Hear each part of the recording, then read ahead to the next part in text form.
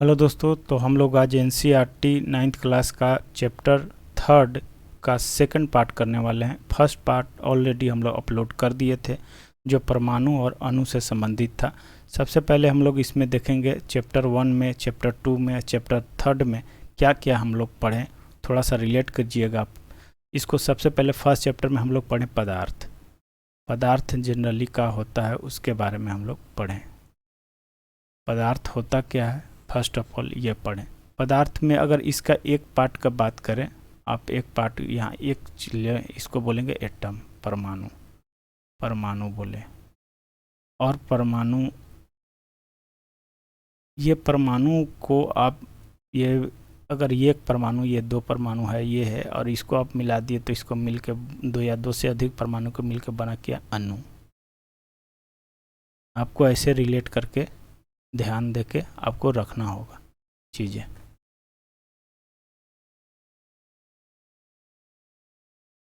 तो ये चीज़ें आपको ध्यान में रखना था। अणु हो गया। उसके बाद अगर आप बात करोगे तो हम लोग परमाणु ऑलरेडी देख चुके थे। उसके बाद फिर अणु आज हम लोग करने वाले हैं। तो अणु के बाद आप ये चीज़ कर लोगे तो उसके बाद हम लोग इसमें और चीज़ें देखने वाले हैं। अणु अगर परमाणु के बाद आप बात करोगे तो फिर परमाणु का विभाजित हो जाएगा। परमाणु अविभाज्य है, डाल्टन थ्योरी ने बताया था। इसके बाद परमाणु विभाज्य होगा तो इसको में पढ़ना पड़ेगा इलेक्ट्रॉन, प्रोटॉन और न्यूट्रॉन में। तो ये हम लोग एटॉमिक स्ट्रक्चर यानी परमाणु संरचना में पढ़ने वाले हैं। तो ये चीज़ें आपको ध्यान रखना है। पहले पढ़े पदार्थ, फिर पढ़े परमाणु, और फिर परमाणु के उसका अंदर में चीज़ें आप चले जाओगे। ये परमाणु हुआ, परमाणु के अंदर में स्ट्रक्चर में पढ़ेंगे इलेक्ट्रॉन, प्रोटॉन और न्यूट्रॉन। ये चीज़ें आपको ध्यान में आया होगा। उसके बाद फास्टली रिकैप में हम लोग देखेंगे तो इसमें हम लोग क्या क्या किए थे, वहाँ पॉइंट नोट कीजिएगा जो बहुत VVI है, जो एग्ज़ाम में बार बार पूछता है। तो यहाँ पढ़ी सबसे पहले महर्षि कनाद, दार्शनिक जो महर्षि थे, कनाद के बारे में पूछेगा। सबसे पहले इन्होंने बताया था, और किस पदार्थ को ये लोग चर्चा कर रहे थे, तो वो पदार्थ था द्रव। तो इन्होंने सबसे पहले बताया कि द्रव एक छोटा से छोटा कण से मिलकर बना हुआ है। इसके बाद फिर बात करेंगे दार्शनिक कौन आएंगे, पकुधा कत्सायम एगो आएंगे। इन्होंने भी चर्चा किया था कि छोटे से छोटे कण को हम द्रव के रूप में ही बात ये लोग कर रहे थे कि छोटा से छोटा कण से मिलकर बना हुआ है। उसके बाद दार्शनिक की बात करेंगे तो ग्रीक दार्शनिक डेमोक्रिटस हो जाएंगे, और फिर हो जाएगा ल्यूसिपस हो जाएंगे। ये सब नाम आप याद रखना, एग्जाम में हो सकता है, पूछ सकता है। तो ये सब दार्शनिक थे। अब आएंगे वैज्ञानिक के तौर पर, तो सबसे पहले इसमें आएंगे कौन, फिर आ जाएंगे आपको लेबोजियर। तो इनका याद रखना है, फादर ऑफ केमिस्ट्री बोले थे। उसके बाद इन्होंने दो चीज़ का बात किया, रासायनिक संयोजन के अनुसार दो चीज़ का नियम है। इसके बाद वैज्ञानिक के नाम का द्रव्यमान संरक्षण के नियम जो वैज्ञानिक देंगे वो होंगे लेबोजियर हो जाएंगे। इसके बाद प्राउस्ट के बात करेंगे तो स्थिर अनुपात के नियम या निश्चित अनुपात के नियम इन्होंने दिया था। तो ये चीज़ आप नोट कर लोगे। उसके बाद फिर यहाँ से देखें तो यहाँ से रिलेटेड कुछ क्वेश्चन आपको मिलेंगे में भी। यहाँ से आप क्वेश्चन अब देखे थे कि निश्चित द्रव्यमान या निश्चित अनुपात या स्थिर अनुपात एक ही हैं, जो प्राउस्ट साहब ने दिया था उन्हीं का चीज़ें यहाँ दिया हुआ है। डाल्टन को याद रखिएगा, डाल्टन क्या क्या प्रिंसिपल बन के फिर टीचर बने थे, कौन कौन से भौतिक पढ़ाएँ, फिर गणित पढ़ाएँ और फिर रसायन पढ़ाएँ। तो ये सब चीज़ें हो सकता है आपसे पूछ देगा। इन्होंने भी द्रवों का ही अध्ययन किया, पदार्थ के रूप में, मैटर के रूप में अगर पूछा जाएगा तो ध्यान रखिएगा द्रव के ही लोग बात किए थे। हो सकता है पूछेगा किस पदार्थ के बारे में लोग अध्ययन कर रहे थे, यहाँ से आपको क्वेश्चन बन सकता है। यहाँ से एक क्वेश्चन VVI बन सकता है, याद रखिएगा।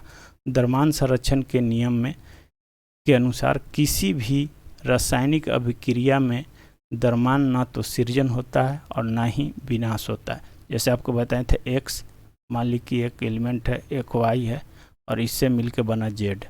तो इसका जो होगा 1 ग्राम, मान लिए कि ये है A ग्राम, इसका है, इसका भी B ग्राम है, B ग्राम है। तो ये दोनों मिलके ही यहाँ आपको आ जाएगा A + B ग्राम ही होगा Z वाले में। तो यही समझना था आपको, ये चीज़ ऑलरेडी आपको हम बता चुके थे। तो ये सब आपको ध्यान रखना था। फिर इसमें हम लोग आते हैं तो इसमें परमाणु, यहाँ से आपको ध्यान रखना था डाल्टन के अनुसार, डाल्टन का परमाणु सिद्धांत VVI है, इसको आप याद रखोगे। इसको जनरली याद रखना ही पड़ेगा आपको। यहाँ से क्वेश्चन बनेंगे, बहुत ज़्यादा क्वेश्चन बनते हैं, तो यहाँ से आप स्टार मार्क कर लो। VVI है, इनके द्वारा दिया गया जितने सारे पॉइंट है सब आपको यहाँ याद रखना है। इसको आप नोट कर लोगे बढ़िया से। ये सब चीज़ें ऑलरेडी फर्स्ट चैप्टर में हम समझा चुके हैं। फिर परमाणु क्या होता है, परमाणु कितने बड़े होते हैं, तो इससे आपको ज़्यादा से ज़्यादा क्वेश्चन यहाँ से पूछेंगे। तो परमाणु की त्रिज्या किस में मापा जाता है, तो नैनोमीटर। 1 नैनोमीटर बराबर होता है 10⁻⁹ फिर परमाणु की इसमें त्रिज्या का बात किए थे, तो त्रिज्या की अगर बात करेगा तो हो जाएगा 10⁻⁻10 मीटर जनरली आपको दिखेगा। फिर कहेगा नाभिक, ये हो गया नाभिक और ये हो गया परमाणु। तो ये नाभिक अगर पूछेगा तो 10⁻⁻15 मीटर हो जाएगा। ये चीज़ें आपको ध्यान रखना है। ये सब चीज़ें ऑलरेडी हम बता चुके थे। फिर इसमें बोले थे कि ये तीनों का अगर रेडियस पूछेगा, तीनों इम्पोर्टेंस है, याद रखना है। कम से कम 3 तो आपको याद ही रखने हैं। फिर इसमें आगे हम बात किए थे तो प्रतीक के बारे में बोले थे कि अगर प्रतीक, सबसे पहले देखो हाइड्रोजन का प्रतीक के फॉर्म में लिखा गया, लेटर के फॉर्म में। आज हम हाइड्रोजन के लिखते हैं H ऐसे। तो ये जो दिए थे ये बर्जिलियस दिए थे, आप याद रखोगे बर्जिलियस। और ये जो फॉर्म दिए थे संकेत के रूप में, ये डाल्टन साहब दिए थे। तो ये दोनों चीज़ें आप याद रखोगे, ऑब्जेक्टिव में आपको पूछा जाएगा। इसके बाद फिर नेक्स्ट की बात करते हैं। तो आपको बताए थे इसमें नाम कि कौन कौन से, जैसे साइप्रस है, साइप्रस है कॉपर का लिया गया है, एग्जाम में पूछ चुका है। VVI है तो आप इसको स्टार मार्क्स कर लोगे। फिर गोल्ड है, रंग के आधार पर कहेगा। देखो गोल्ड का पीला रंग है तो गोल्ड का नाम इसी के पीला कलर के आधार पर किया गया। तो ये चीज़ें आप याद रखोगे। इसमें हम ऑलरेडी बता चुके कि नामकरण लेटर में कैसे कैसे लिखते हैं। तो वही चीज़ लिखा है, जैसे हाइड्रोजन है तो H लिखे, एल्युमिनियम है तो पहला लेटर कैपिटल बाद में स्मॉल। जैसे कोबाल्ट है तो ये देखो ये गलत है, ये कोबाल्ट ये गलत है। क्यों गलत है कि ये भी बाद वाला लेटर कैपिटल है इसलिए गलत है, ये कोबाल्ट सही है। तो आपको ये चीज़ें आपको समझनी थी। फिर कुछ बात किए लैटिन नाम का। लैटिन नाम एग्जाम में बहुत बार पूछा हुआ है। जैसे लोहा है, लोहा का फेरम याद रखिएगा VVI है। सोडियम का याद रखिए Na है तो Na से ही होगा, तो नेट्रियम आप याद रखोगे VVI है। फिर पोटेशियम के बोलेंगे तो कैलियम हो जाएगा, VVI है, याद रखोगे। फिर गोल्ड का आपको मालूम होगा, गोल्ड का AU से हो जाएगा ऑरम, AG हो जाएगा अर्जेंटीनम, चांदी का होगा। फिर बात करोगे अगर कोबाल्ट का बात करो तो कोबाल्ट हो जाएगा। ऑलरेडी सब बता चुके हैं, तो यहाँ भी आपको एक बार रिवीजन करवा दिए। तो ये चीज़ें आप याद रखोगे, या पूछता है कभी कभी। फिर परमाणु द्रव्यमान के लिए बात किए थे। यहाँ प्रतीक दिया हुआ है, बताए थे आपको प्रतीक याद रखना है। बहुत सारे का प्रतीक चीज़ें दिया हुआ है तो प्रतीक आपको में भी याद होंगे। जैसे गोल्ड हो गया AU, VVI है, याद रखोगे। सब इसमें इम्पोर्टेंस है, एवरीथिंग इम्पोर्टेंस है इसमें, कोई भी मिस नहीं कर। 1 से 30 तक याद रखोगे, उसके बाद जहाँ तहाँ से आपको याद रखने हैं। फिर परमाणु द्रव्यमान निकालने की बात आ गई, तो परमाणु द्रव्यमान कैसे निकाले थे हम लोग देखे थे। U को अगर बात करोगे तो U को डिनोट करते हैं जिसका बोलते हैं यूनिफाइड द्रव्यमान, यूनिफाइड मास। पहले AU से डिनोट किया था, एटॉमिक मास यूनिट। उसके बाद कार्बन के बताए थे आपको यहाँ पास। अगर ऑक्सीजन के पूछे तो 1/16 याद रखना, भाग को इकाई मानते हैं ऑक्सीजन के परमाणु के द्रव्यमान के। उसके बाद फिर 1961 में कार्बन के C12 के समस्थानिक का यूज किया गया। उसके 12वें भाग को, कार्बन के एक परमाणु के 12वें भाग को मानकर यहाँ एक लेके वेट किए थे। तो ये ऑलरेडी हम आपको बता चुके थे। फिर यहाँ पर इस सब का मास दिया हुआ है। इसमें VVI में बताए थे आपको कि ये आपको सोडियम को याद रखना है। जनरली आपको बताए थे कि जितना भी सोडियम का होता है 11, तो आप जनरली दुगना से कुछ थोड़ा बहुत अधिक या इक्वल होगा। सोडियम याद रखिएगा। और दूसरा याद रखिएगा क्लोरीन। क्लोरीन का 17 होता है, लेकिन इसका मास कितना होगा आपको 35.5। ये चीज़ें आप याद रखोगे। इसको 23 आप याद रखोगे। इसके बाद परमाणु किस प्रकार अस्तित्व में था, यहाँ तक हम लोग ऑलरेडी कर चुके थे। आज हम लोग को यहाँ से है अणु से पढ़ना है कि अणु क्या होते हैं। अब यहाँ से चलेंगे तो अणु दो या दो से अधिक परमाणुओं के समूह को बना है। बताए हैं जैसे ऑक्सीजन है, अगर ऑक्सीजन है और ऑक्सीजन वाला मिला तो ये हो गया क्या, O2 हो गया, तो ये हो गया अणु। तो यही चीज़ें आपको यहाँ पास समझा रखा है। देखो, अणु किसी तत्व का, कोई एलिमेंट का अथवा यौगिक का वह सूक्ष्म कण है के रूप में परिभाषित कर सकते हैं जो स्वतंत्र रूप से अस्तित्व में रह सकता। अब ये स्वतंत्र रह सकता है। पहले ऑक्सीजन क्या था, 1 एटम था, तो ये नहीं रह सकता था। ये जब भी रहेगा डबल में ही रहेगा, दोनों साथ में ही रहेगा, तब पर ही स्वतंत्र अवस्था में रहेगा। अगर सिंगल रहेगा तो किसी से रिएक्शन करेगा। इसीलिए ऑक्सीजन का संकेत में O2 के रूप में हम लोग यूज करते हैं। अस्तित्व में रह सकता है तथा उस यौगिक के सभी गुण धर्मों को प्रदर्शित करेगा। जैसे कि देखो, इसका ऑक्सीजन का जो प्रॉपर्टी था, यहाँ ऑक्सीजन का प्रॉपर्टी था, यहाँ भी ऑक्सीजन का प्रॉपर्टी बन गया। जैसे कि बात करें कि यहाँ पास आप और दूसरा एग्जांपल ले सकते हो, जैसे ऑक्सीजन है, oxygen plus oxygen plus oxygen, 3 oxygen मिला तो बन गया O3। और इसी को बोलते हैं ओजोन। ओजोन जो आप पढ़ते हो, तो ये भी क्या हो गया, मोलिक्यूल हो गया, अणु हो गया। ये चीज़ें आपको समझना था। अच्छा, यहाँ पास ये तो सेम टाइप का हो गया। अगर मान लीजिए वो कार्बन लिए और यहाँ पर ही ले लिए ऑक्सीजन, तो क्या बन जाएगा, कार्बन मोनोऑक्साइड। तो ये भी हो गया, क्या हो गया, ये भी अणु हो गया। लेकिन इस अणु में क्या हो गया, डिफरेंट टाइप वाला हो गया, विषामांगी अणु हो गया ये। तो ये डिफरेंट एलिमेंट है, ये भी डिफरेंट एलिमेंट है, अलग अलग एलिमेंट है, लेकिन इसका बनत CO, तो ये क्या हो गया, अणु हो गया। तो याद रखना, सेम टाइप वाला भी बनेगा और डिफरेंट टाइप वाला भी बनेगा, दोनों अणु ही होंगे। इसको कंपाउंड भी कह सकते हो एक तरह से। अब आ जाएंगे तत्वों के अणु के बारे में। तो याद रखोगे, किसी भी तत्व का अणु एक ही प्रकार के परमाणुओं द्वारा संचरित होता है। बात सही है, किसी भी तत्व का जो अणु होगा एक ही तरह के, ये अणु है, मान ली कि ये अणु है, तो एक ही प्रकार के परमाणुओं द्वारा संचित होगा। जैसे आर्गन अगर है तो उसका आर्गन कहीं मिलकर बना होगा। मान ली कि ये आर्गन है, ये आर्गन है, तो आर्गन के ही मिलकर बना होगा, इसी को बोले हैं। डिफरेंट टाइप वाला भी मिलकर बनेगा, सेम टाइप वाला भी मिलकर बनेगा। जैसे हीलियम हो गया। जैसे अनेक तत्वों को, उसी तत्व केवल एक परमाणु द्वारा निर्मित होता है, यानी सेम टाइप वाला, वही चीज़ आपको समझाएं, वही चीज़ दे रखा है। लेकिन अधिकांश जो अधातु है वो ऐसा नहीं होता है। जैसे कि अधातु में आप बात करेंगे, जैसे यहाँ पास दे रखा है, आगे में बताएंगे आपको। अधिक, जैसे ऑक्सीजन के 2 अणु ऑक्सीजन के परमाणुओं से मिलकर बना है, वही आपको बताएं। ऑक्सीजन वाला एग्जाम्पल जो दे, ऑक्सीजन है प्लस ऑक्सीजन है, तो ये बना है O2, वही चीज़ यहाँ एग्जाम्पल में बता रखा है। फिर ओजोन की बात करेंगे तो O3 प्राप्त हुआ, ऑलरेडी आपको हम समझा चुके थे, वही चीज़ आप यहाँ दे रखा है। तो ये चीज़ें आपको समझना था। अब यहाँ ये जो टेबल दिया है VVI है, आपको समझना है यहाँ पास। जैसे बात करते हैं, अब यहाँ पास हम देखो, इसको हटा लेते। अब जैसे देखो यहाँ पास अधातु के बात किया कि देखो, अधातु जनरली है, अधातु जो है, जो एक परमाणु भी होगा, द्विपरमाणु होगा, बहुपरमाणु भी होगा। जैसे अधातु वाला, धातु वाला आपको एक भी ऐसा नहीं एग्जाम्पल मिलेगा जो द्विपरमाणु में, लेकिन अधातु के कुछ हैं, जैसे आर्गन है, हीलियम है, तो ये सब जो है, ये आर्गन हीलियम है, जो जिसको 0 ग्रुप आप बोलते हो, उसका जो है एक परमाणु वाला है, मतलब सिंगल ही रहेगा। अगर एक एटम आर्गन का है तो ये अकेले रहेगा, कोई इशू नहीं है, रिएक्शन नहीं करेगा। लेकिन ऑक्सीजन की बात करेंगे तो द्विपरमाणु, मतलब ऑक्सीजन सिंगल नहीं रहेगा, एक साथ और ये लेगा और फिर इस फॉर्म में ये रहेगा, तो इसको बोलेंगे द्विपरमाणु। तो अधातु है ऑक्सीजन। फिर हाइड्रोजन की बात करोगे तो हाइड्रोजन भी रहेगा द्विपरमाणु में, मतलब हाइड्रोजन H ऐसे सिंगल नहीं रहेगा, जब भी रहेगा एक साथ और जुड़कर इस फॉर्म में रहेगा, H2 के फॉर्म में रहेगा, इसको H2 बोलेंगे, H2 के फॉर्म में।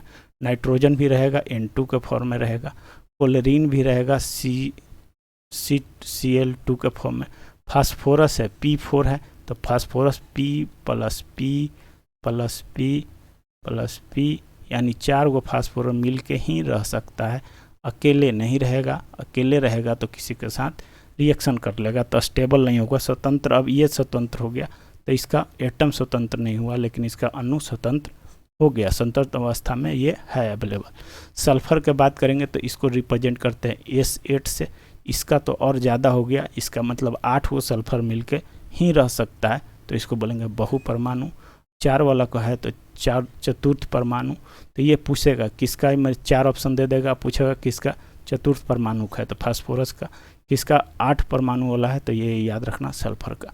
मेनली ये अधातु में ही होगा, धातु में आपको नहीं दिखने को मिलेगा।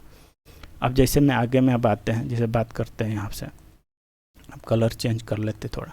जैसे मेटल है तो मेटल के जैसे सोडियम है तो सोडियम Na है तो सिंगल ही रहेगा, कोई इशू नहीं है, एक परमाणु में ही रहेगा, इसका एक एटम ही रहेगा, कोई इशू नहीं है, इसका 2 एटम नहीं मिलेगा। जैसे आयरन है एक परमाणु ही रहेगा, एल्युमिनियम है एक परमाणु होगा, कॉपर है एक परमाणु होगा। ये मतलब एग्जाम्पल आपको समझना था कि मेटल वाला है जो एक परमाणु में भी स्वतंत्र अवस्था में रहेगा, लेकिन नॉन मेटल वाला बहुत सारे ऐसे हैं जो एक परमाणु में नहीं रहेगा, वो अणु के फॉर्म में ही रहेगा।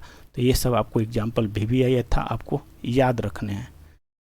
फिर बात करेंगे यौगिक के अणु के बात के, तो यौगिक के क्या हुआ कंपाउंड के, तो भिन्न भिन्न तत्वों के भिन्न भिन्न तत्व मिलेगा। जैसे हाइड्रोजन हो गया प्लस ऑक्सीजन हो गया, ये मिलेगा तो क्या बनेगा H2O, तो ये क्या हो गया आपको कंपाउंड हो गया।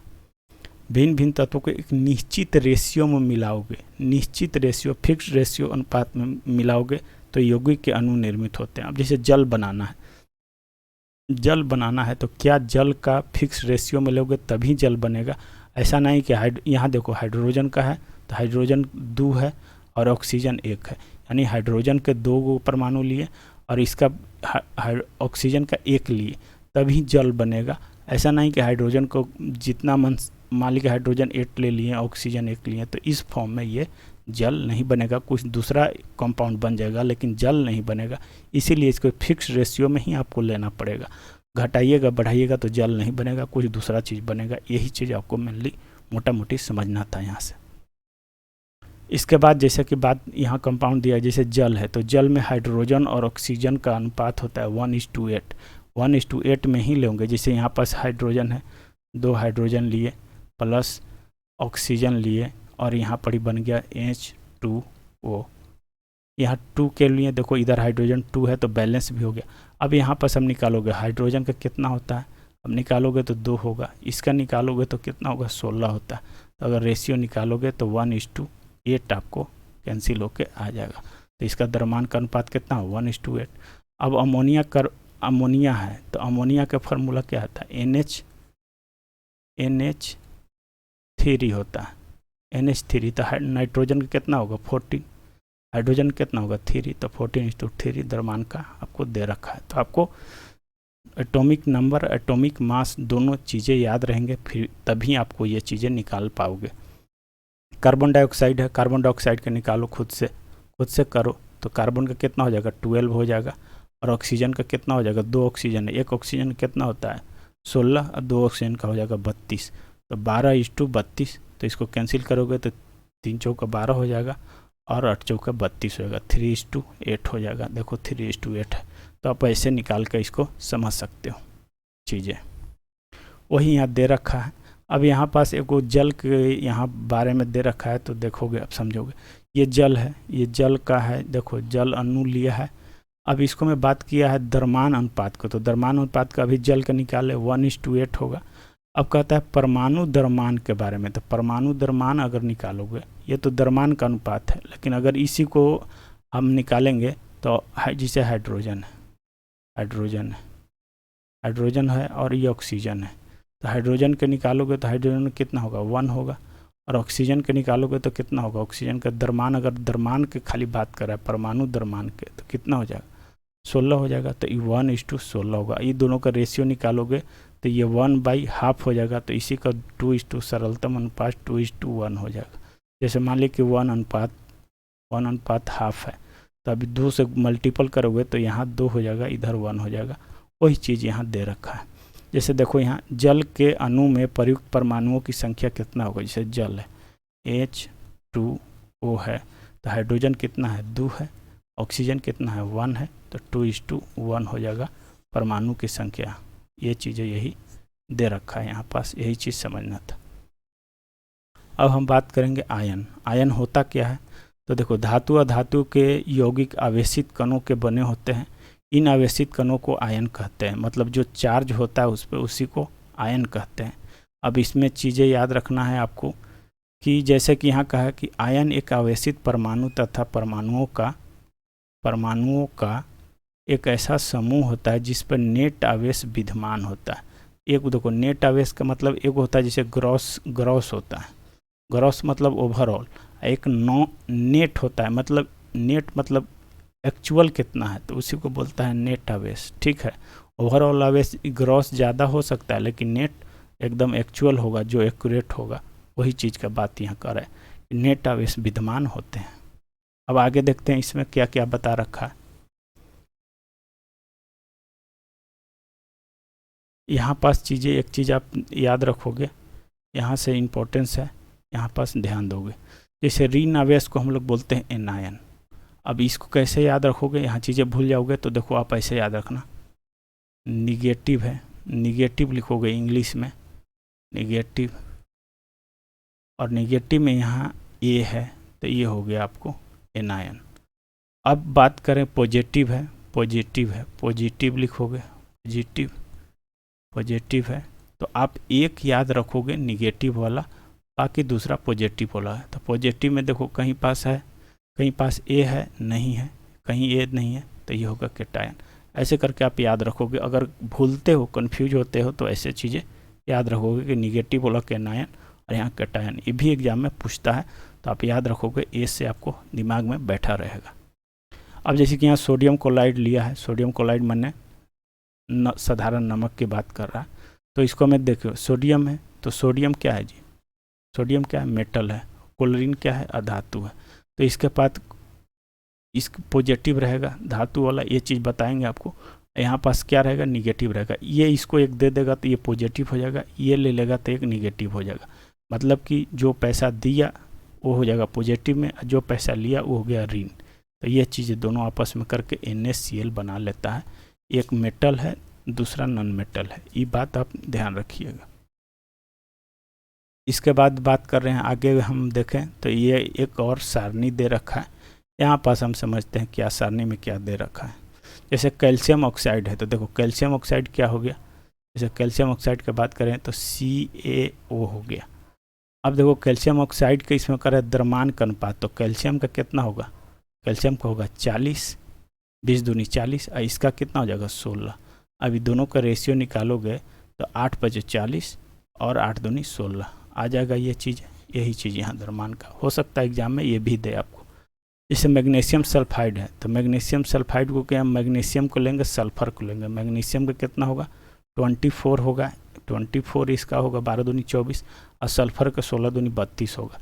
तो देखो इससे अब अगर इसका रेशियो निकालोगे तो ये हो जाएगा 18 × 24, कैंसिल करो इसको 8 से, और इसको 8 से करोगे तो 18 × 32, तो 3:4 हो जाएगा। सोडियम क्लोराइड है तो NaCl वाला बताएं तो इसका हो जाएगा, सोडियम का हो जाएगा 23 और इसका हो जाएगा क्लोरीन का 13.5। तो ये कैंसिल नहीं होगा, तो ज्यों का त्यों दे रखा है, मैं भी आपको समझ में यहाँ आया होगा। अब आप यहाँ पर सबसे इम्पोर्टेंट है रासायनिक सूत्र हम कैसे लिखेंगे। तो रासायनिक सूत्र लिखने के लिए आपको सबसे पहले वैलेंस और वैलेंसी इलेक्ट्रॉन समझना होगा आपको। तो हम लोग समझते हैं रासायनिक सूत्र। ये BBI स्लाइड है, इसको आप बार बार लिखोगे, दिमाग में लॉजिक लगा के याद करोगे। फिर उसके अलावा हम कुछ चीज़ें आपको वैलेंसी और वैलेंस इलेक्ट्रॉन बताते हैं। जैसे देखो वैलेंस इलेक्ट्रॉन एक आता है वैलेंसी। मान लिया कि यहाँ पास देखो, मान लिया कि ऑक्सीजन है तो ऑक्सीजन का कितना होता है, 8 होता है। ऑक्सीजन 8 ऐसे और ऐसे लिखोगे मास 16। तो अगर इसको हम अगर इलेक्ट्रॉनिक विन्यास लिखेंगे तो 1s2 फिर 2s2 और फिर 2p, यहाँ 4 हो जाएगा। अब देखो p को 6 चाहिए, अभी आपको p मालूम नहीं है कितना चाहिए, लेकिन आप यहाँ से एक रिलेट करोगे, p को आप जान लो यहाँ पास कि 6 चाहिए, फुलफिल होने के लिए p में 6 चाहिए। इसको चाहिए कितना, 2 चाहिए, कितना 2। तो वैलेंसी हो गया इसका कितना, वैलेंसी हो गया 2, और इसमें है कितना 4, तो इसका वैलेंस इलेक्ट्रॉन हो गया 4। यही चीज़ आपको समझना, जितना उसको चाहिए फुलफिल होने के लिए उसको बोलेंगे वैलेंसी, और जहाँ जितना अवेलेबल है उसको बोलेंगे वैलेंस इलेक्ट्रॉन। यही वैलेंसी और वैलेंस इलेक्ट्रॉन का मेन डिफरेंस है। जब हम लोग इलेक्ट्रॉनिक विन्यास निकालेंगे तब चीज़ें आपको क्लियर हो जाएंगे। अभी आप इतना ही समझो कि जो लास्ट में उपस्थित है, जो लास्ट में उपस्थित है सब सेल में, उसी को बोलेंगे बैलेंस। और उसको फुलफिल होने के लिए जितना चाहिए, जैसे पी को 2 चाहिए तो यहाँ ऑक्सीजन का हो जाएगा 2 वैलेंसी। यही आपको चीज़ें याद है। यहाँ पर सब वैलेंसी इलेक्ट्रॉन दिया हुआ कि वैलेंसी किसका कितना होता है। हम लोग कुछ पीरियोडिक टेबल से याद करेंगे वैलेंसी। उसके अलावे जो जो यहाँ नहीं दिया, जो जो पीरियोडिक टेबल से नहीं है, जैसे इसका नहीं मिलेगा आपको, तो आपको डायरेक्ट नाइट्रेट का याद रखना पड़ेगा। वो भी आपको हम बताएंगे कैसे याद होगा। तो हम लोग चलते हैं पीरियोडिक टेबल पर और वहाँ से हम लोग देखते हैं कैसे वैलेंसी आप याद रख सकते हैं। अब देखो चीज़ें आप बढ़िया से समझना इसको, और इसको बार बार रिवीजन वैसे ही करना जैसे आपको हम बता रहे हैं, ठीक है। अब देखो ये है पहला ग्रुप है। पहला ग्रुप को बोलते हैं अल्कली मेटल। देखो यहाँ ऑलरेडी लिख चुका है,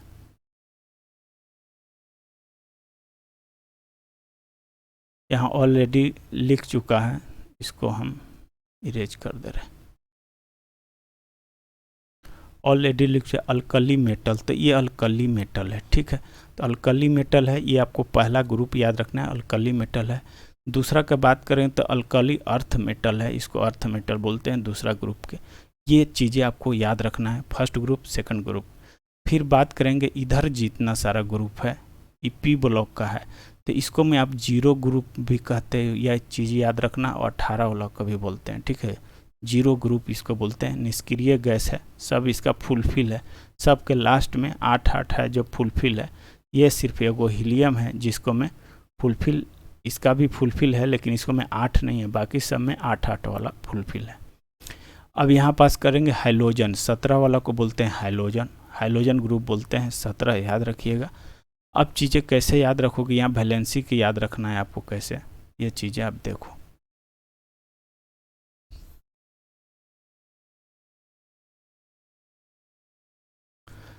देखो इसको ऐसे, जैसे कि ये ग्रुप 1 है, ग्रुप 1 है, तो इसका जो वैलेंसी होगा, वैलेंसी इसका होगा, वैलेंसी इसका जो होगा, वैलेंसी इसका जो होगा ये 1 होगा।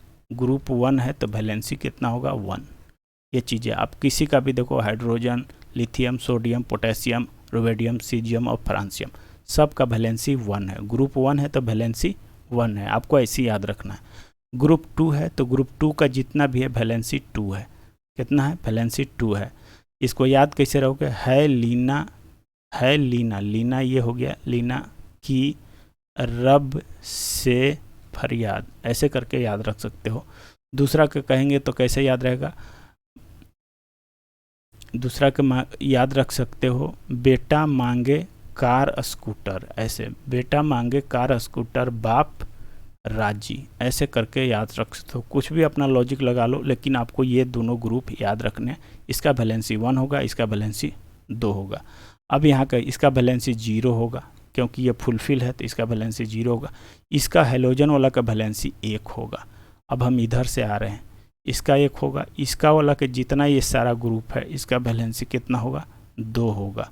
ये बात जैसे ऑक्सीजन का, सल्फर का, सीरियम का, इस सब पोलेनियम का, सब का 2 होगा। इसको मैं बात करेंगे फ्लोरीन का, क्लोरीन का, ब्रोमीन का, आयोडीन का, स्टेटिन का, सब का वैलेंसी 1 होगा। अब ये 15 वाला का है तो इसका सब का वैलेंसी 3 होगा।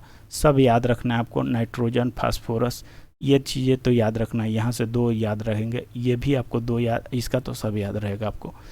अभी देखो वैलेंसी 4 वाला भी बहुत बार पूछा। इसका वैलेंस इलेक्ट्रॉन देखो, इसका वैलेंसी 4 है तो इसको 4 होंगे। इसको लास्ट वाला में सब सेल में क्या होगा 4 होगा, और इसको चाहिए भी 4, तो इसका वैलेंस 4 और वैलेंसी 4 वाला देखो कौन है, कार्बन है, सिलिकॉन है, जर्मेनियम है, टीन है।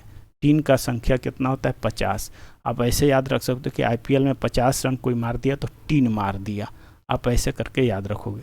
तो ये एग्जाम में पूछा हुआ है कि वैलेंसी 4 किनका किनका होता है, इनमें से किनका नहीं होता है, ऑप्शन करके आपको ऐसे देगा। तो याद रखना, लेड हो गया, ये 5 कम से कम आपको याद रखने।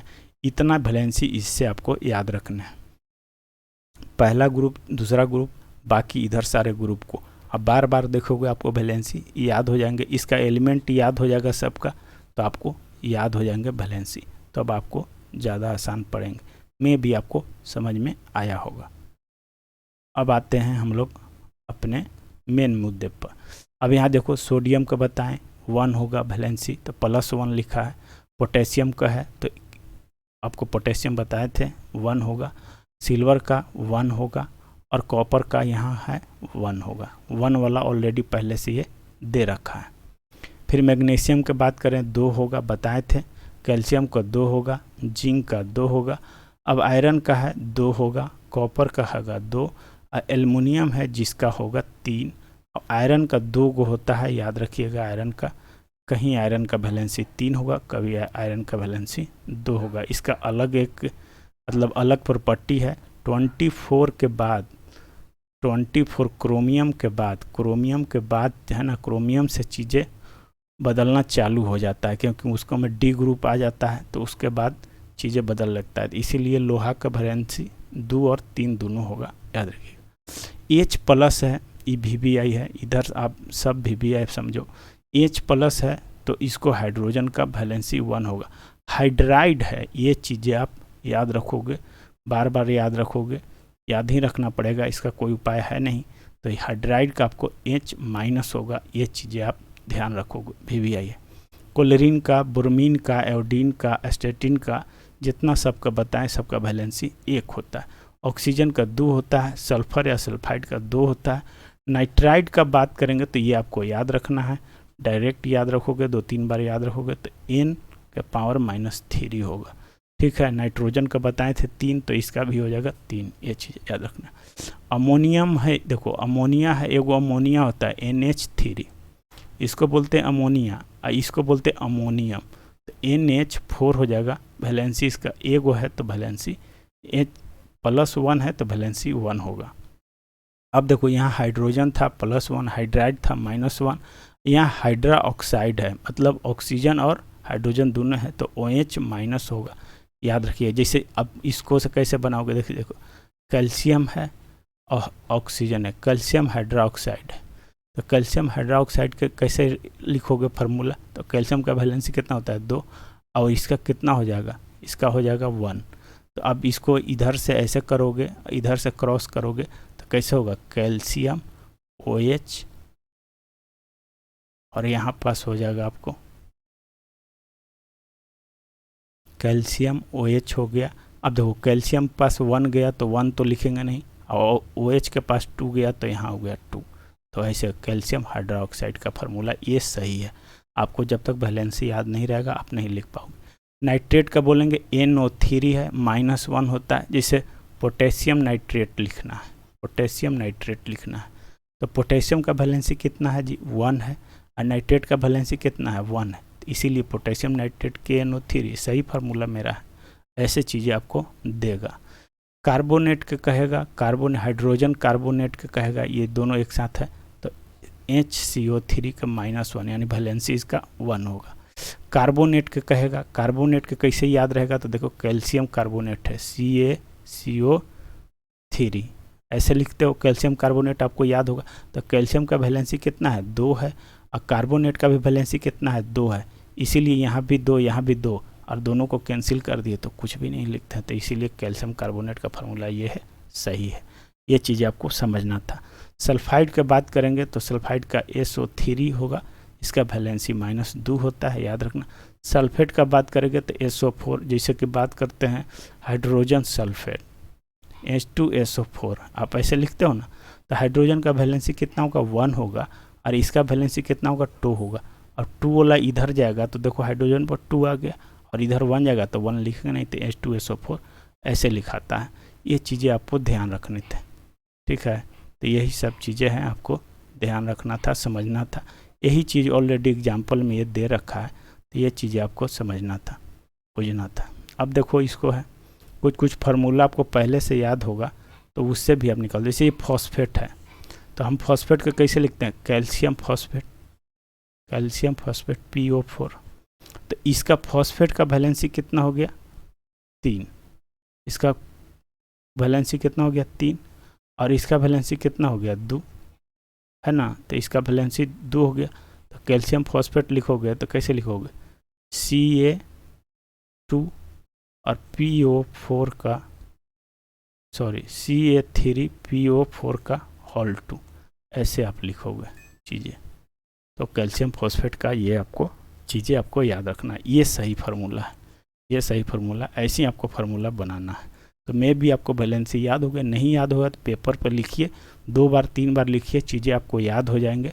जनरली जो ज़्यादा यूज में होता है उसी से यहाँ क्वेश्चन पूछता है। ऑलरेडी वही चीज़ समझा रखा है, वही चीज़ जो हम आपको बताएं। फिर बात करते हैं आगे फार्मूला का। जिसे देखो यहाँ बात किया कि सरल यौगिक के सूत्र को कैसे निकालें। जैसे देखो मैग्नीशियम क्लोराइड है तो मैग्नीशियम का आपको वैलेंसी 2 होगा और क्लोरीन का वैलेंसी क्या होगा, 1 होगा। तो इसको आप कैसे लिखोगे, ये वाला क्रॉस करके इस पे जाएगा और ये वाला क्रॉस करके इस पे जाएगा। तो Mg लिखोगे, MgCl पहले लिख दो।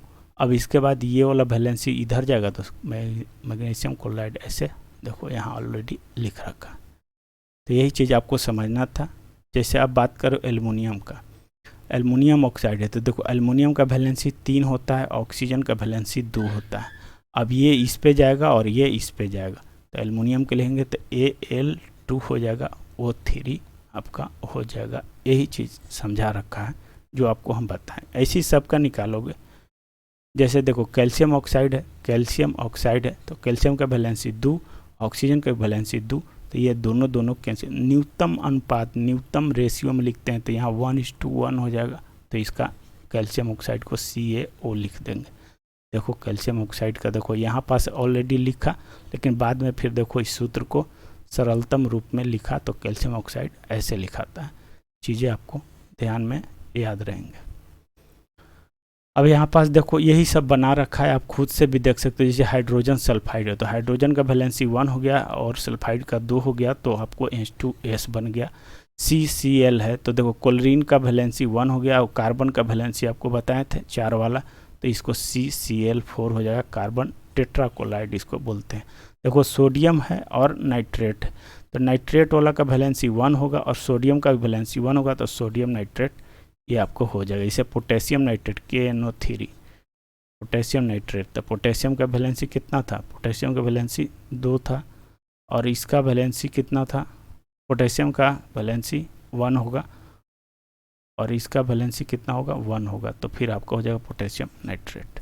ये चीज़ें आपको ध्यान रखना था। आगे में देखेंगे तो हम बात करेंगे वही चीज़, सेम चीज़ें लिख रखा है और वही चीज़ बहुत सारा एग्जाम्पल दे रखा। जैसे NaCO3 का बात करेगा तो इसका होगा 2 और इसका होगा 1, तो Na2CO3 ऐसे आपको याद रखने हैं। ऐसे आप 1-2 बार करोगे तो आपकी चीज़ें याद हो जाएंगी। जैसे देखो अमोनिया है, ये अमोनियम है और अमोनिया होता है NH3, इसको बोलते हैं अमोनिया, इसको बोलते हैं अमोनियम। देखो अमोनियम है, अमोनियम सल्फेट। SO4 हो गया, SO4 का वैलेंसी 2, अमोनियम का 1, तो आपको हो जाएगा NH4 का यहाँ से 2 गया तो 2 हो गया। SO4 का अगर यहाँ 1 है तो 1 लिखते नहीं, तो ये हो जाएगा आपका सही फार्मूला। तो ये फार्मूला से भी संबंधित क्वेश्चन पूछता है, आप ध्यान रखोगे इस चीज़ का। आगे अब देखोगे आणविक द्रव्यमान या परमाणु द्रव्यमान निकालना है। तो जैसे देखो कि इसको में जल है, जैसे जल है तो जल का अगर आप निकालोगे, जल है तो जल का कितना निकालोगे, हाइड्रोजन का यहाँ 2 है तो हाइड्रोजन का जनरली होता कितना है, 1 होता है ना, तो इसमें 2 है तो 2 से मल्टीपल करेंगे। फिर ऑक्सीजन का कितना होता है, 8 दूनी 16, तो 16 तो कितना हो जाएगा 18, और इसको U से व्यक्त करते हैं, याद रखिएगा यूनिफाइड मास यानी द्रव्यमान बोलेंगे उसको। ये चीज़ें आपको समझना था।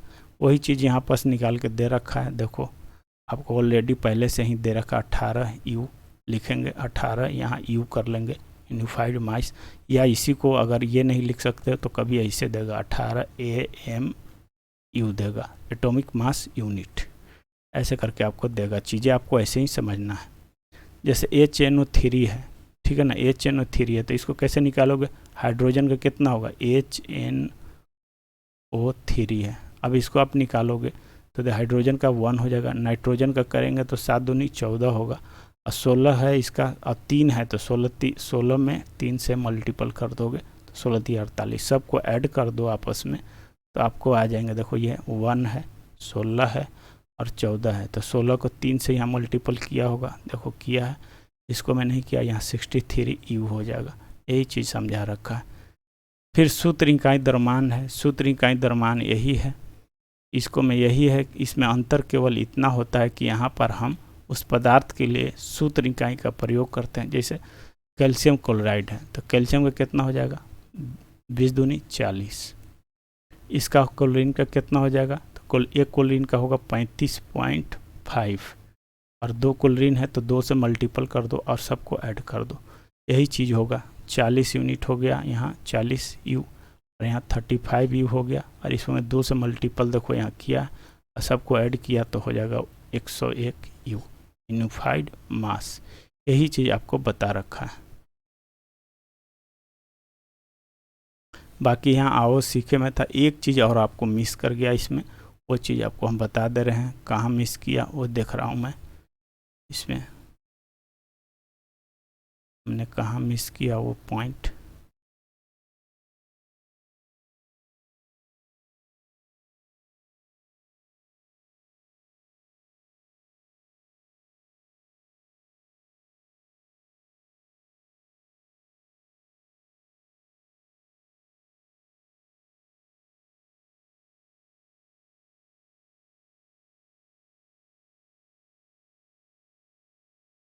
ये चीज़ें पॉइंट हमने मिस किया, हमें भी लग रहा था कुछ पॉइंट मिस किया।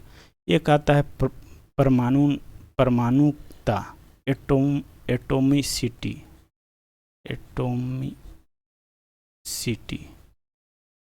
ये क्या होता है। जैसे मान ले कि जल है H2O है, तो इसमें कितना परमाणु की संख्या है, तो देखो हाइड्रोजन का 2 है प्लस ऑक्सीजन का 1 है, तो टोटल कितना हो गया, 3 को परमाणु इसमें है, तो इसको परमाणुता 3 कहेंगे। जैसे मान लिया कि अगर बात करेंगे जैसे 3H2O है, तो इसमें कैसे बात करेंगे, तो पहले 3 को छोड़ दो, पहले इसका कर लो, तो इसका कितना होगा, हाइड्रोजन का 2 होगा प्लस ऑक्सीजन का कितना परमाणु है, 1 है, तो ये टोटल हो गया 3। अब 3 को 3 से मल्टीपल कर दो तो टोटल कितना हो जाएगा, एटोमिसिटी 9। यही चीज़ समझना। जैसे अब कहेगा यहाँ हाइड्रोजन है ना, सल्फेट हो जाएगा, है ना, हाइड्रोजन सल्फेट, तो इसमें हाइड्रोजन का कितना होगा, 2 होगा, सल्फर का कितना है, 1 है, ऑक्सीजन कितना है, 4 है, तो टोटल कितना क्रम हो जाएगा, 4 2 6 1 7। तो ये चीज़ें याद रखना, और परमाणुओं की संख्या पूछेगा तो ये हो जाएगा। अगर मान लिया कि यहाँ पर 2 रहता, 2 को, तो 2 से मल्टीपल 20, कितना हो जाएगा, 14 हो जाएगा, सॉरी। तो ये चीज़ें आपको ध्यान रखना था। इस चैप्टर से कंप्लीट आपको हो गया, और थोड़ा सा बहुत चीज़ें हैं, तो आपको लास्ट में जो दे रखा है उसको हम देख लेते हैं, थोड़ा सा क्या क्या दे रखा है।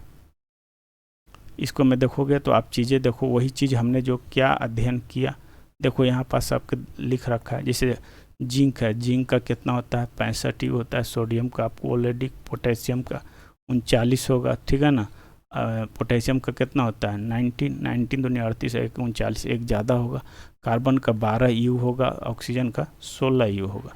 अब हमने क्या क्या सीखा ऑलरेडी उसी के बारे में यहाँ चर्चा कर रखा है, तो आप इसको खुद से भी कर सकते हो। हम लोग जो पढ़े हैं उसी चीज़ को दे रखा है। किसी भी अभिक्रिया हो रहा है, तो अभिकारकों उत्पादों के द्रव्यमान का योग अपरिवर्तनीय होता है, मतलब स्थिर होता है।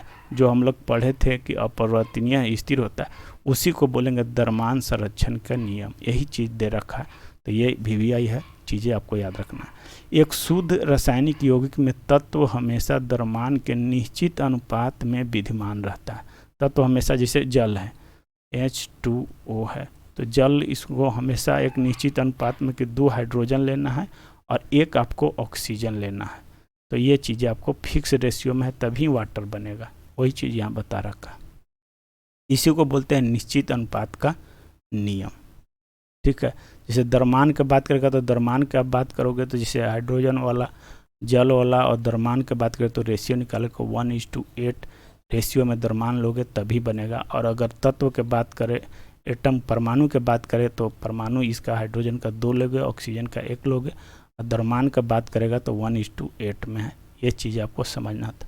तो यहाँ द्रव्यमान वाला बात कर रहा है, तो द्रव्यमान वाला तत्व का सूक्ष्मतम कण परमाणु होता है, सही बात है, परमाणु ही होता है, एटम होगा, जो स्वतंत्र रूप में पराया नहीं रह सकता है, ठीक है। तत्व क्या है, जैसे परमाणु है, तो आपको बताएं कि जो है धातु का जो बहुत सारा परमाणु है स्वतंत्र अवस्था में रहेगा, सोडियम है तो इसका एक एटम लिए तो ये स्वतंत्र अवस्था में रहेगा। लेकिन अब अधातु में आप बात किए थे, अधातु में हम बात करते हैं, तो जैसे अधातु में बात करेंगे तो जैसे ऑक्सीजन की बात करेंगे तो ऑक्सीजन क्या है, ये ऑक्सीजन है। ऑक्सीजन सिंगल नहीं रहेगा, जब भी रहेगा 2 भाई मिल कर रहेगा तो इसको O2 बोलेंगे। अब ये स्वतंत्र है, अब किसी के साथ ये रिएक्शन स्टेबल हो गया। ऐसे ये पहले स्टेबल नहीं था, जैसे P4 बोले थे वैसे S8 बोले थे। तो ये सब चीज़ें आपको याद रखना है। क्लोरीन वाला बोले थे, नाइट्रोजन वाला बोले थे, ये चीज़ें आपको देखना है। हाइड्रोजन का बोले थे, तो सबका ये होता है कि ऐसे ऐसे रहेगा, सिंगल नहीं रहेगा। यही चीज़ आपको यहाँ समझा रखा है, ठीक है। तो बाकी इतना ही आज के लिए। आपको ये चैप्टर एंड हो गया। जैसा होगा आप हमको बताइएगा कमेंट करके आपको कैसा लगा। और फिर नेक्स्ट चैप्टर हम एटॉमिक स्ट्रक्चर पढ़ने वाले हैं। तो अब हम परमाणु के अंदर में इंटर करने वाले हैं और फिर देखेंगे परमाणु विभाजित कैसे कैसे होता है, कौन कौन से। तो आज के लिए इतना ही, बहुत बहुत धन्यवाद। आप अपना कमेंट ज़रूर दीजिएगा। कमेंट देने से हमको पता चलता है कि आपको चीज़ें समझ में आ रही है या नहीं आ रही है, ठीक है ना। तो आप ज़रूर लाइक कीजिए, सब्सक्राइब कीजिए। बहुत बहुत धन्यवाद।